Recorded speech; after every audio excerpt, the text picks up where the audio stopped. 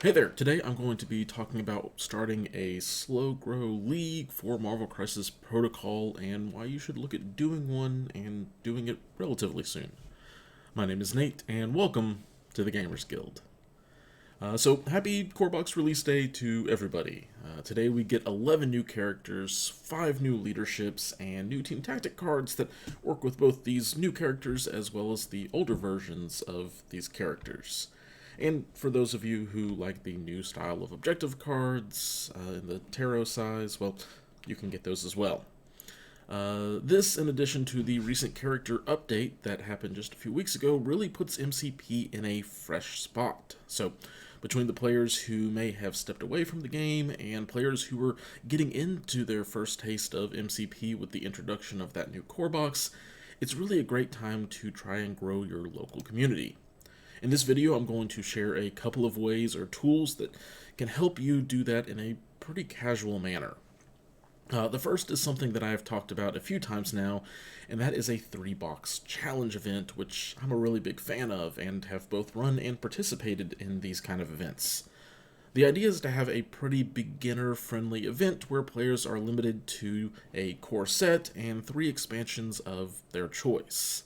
This is typically a more budget-friendly way to get people into the game, while also still having them be able to get into the affiliation that interests that player.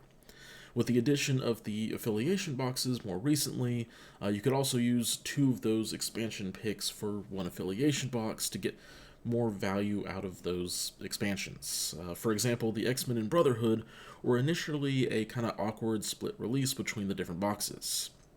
So, if you wanted Magneto, Mystique, and Sabretooth and Toad, they were spread out amongst 3 different boxes with some X-Men that you may not necessarily want for this.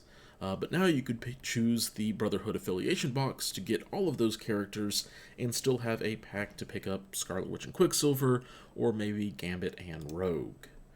For the players who have been playing for a while and already have a large collection, a 3-box challenge gives them a fun list building restriction to deal with, while also just kind of leveling the playing field in terms of what characters and team tactic cards can be brought to the table. And since the Crisis cards are now available for print and play or as a separate purchase, one of the biggest weaknesses of this format has just disappeared. So, running one of these in mid November could be a good way to invite or encourage new players into your community. The other thing I want to talk about and share is basically a 3-box challenge that is then extended. A slow grow leagues generally are events that typically have a primary purpose of welcoming new players into a game system or maybe getting veteran players into a new army. This is typically done by starting with a much lower point value for the game than it would traditionally be played at. By slowly then raising the point values, it gives players more time for a lot of things.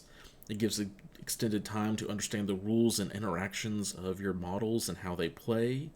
It gives you more time to build and paint all of those models.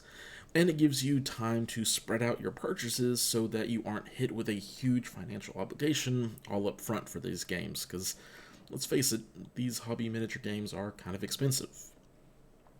Now, this can't exactly be done for Marvel Crisis Protocol because any major lowering of the points of the objectives is a rather poor representation of the game if you still play out the missions that we have. But a lot of the other selling points of a slow grow league still are very relevant. So I have made a document of a league that I am hoping to run at the start of next year, because taking a league that can take up to 2 months to really run, going through the holiday season, doesn't really work out usually. Also, by doing it at the beginning of next year, anybody who is able to jump into the game through the holidays and any gifts that they have received are also able to then participate. Before I go over the document, I do want to give some shout outs to the several people who helped contribute to this. Specifically, Sean and Rob from the Memphis War Room group, from whom I based a lot of my core rules of the league off of their documents. Then for the achievements, a widespread shout out to all the people who gave suggestions on Facebook, and then more specifically to Isaac from Nerf Herder and Carl Khan for their awesome achievement pages that I stole a couple ideas of. So with that said, let's give this document a quick look over. Here at the top is basically just the locations, because here in Middle Tennessee, our game stores are all kind of small and spread out.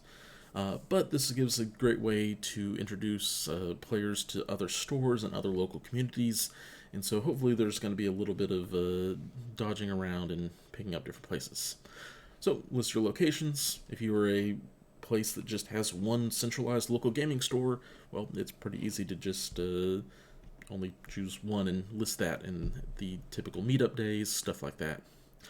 Then the schedule. This one is currently for if you wanted to try to squeeze one in during the holidays. Not necessarily recommended, but it gives you an idea of, hey, week 1/phase 1. Oh, I need to edit this. Drat. It'll be edited by the time that you can get it down in the comments or down in the description of the video. But typically the idea is to start with one core box and 3 expansions, just like the 3-box league, but this also has the additional restriction of no 6+ threat characters. This is mostly so that there are certain 6+ threat characters right now in the game that are able to just overwhelm the board state, especially if you don't know how to play into them. Also, a lot of lists just don't necessarily have answers to some of these big characters with just the core of what your affiliation is plus a core box. So hopefully by delaying their arrival for a few weeks, we'll give players more familiarity with their lists and more options to be able to deal with these 6+ threats as you enter into Phase 3. Phase 4 and 5, you just continue to add one more character box every couple of weeks, and then finally have one big wrap-up event where there are no list building restrictions. You just play. It gives a nice finale for the event in the league. From there, I have a page that's kind of just the intent of a slow grow league, how it needs to usually try to be seen as something more casual. It's not something to come in and try and dominate at. Gives the rules for the roster construction, and then also talks about games.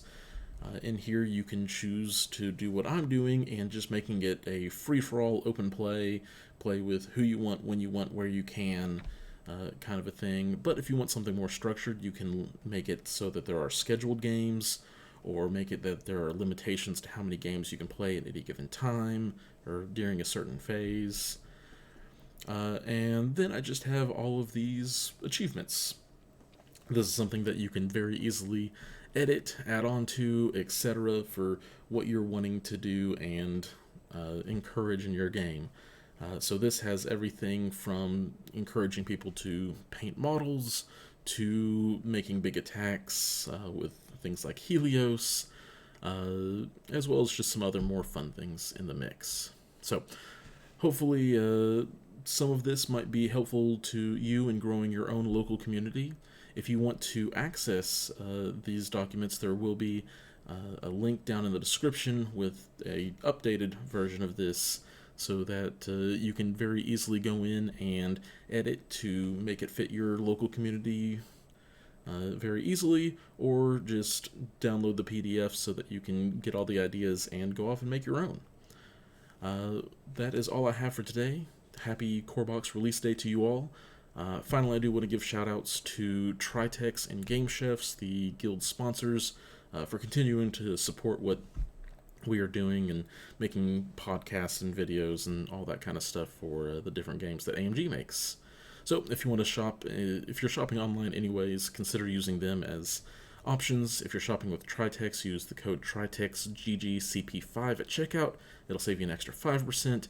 And if you're shopping with Game Chefs, just use the code GamersGuild, no spaces or anything like that. It'll save you an extra 15% off of their already discounted prices. Thank you all for watching, and until next time, keep on gaming.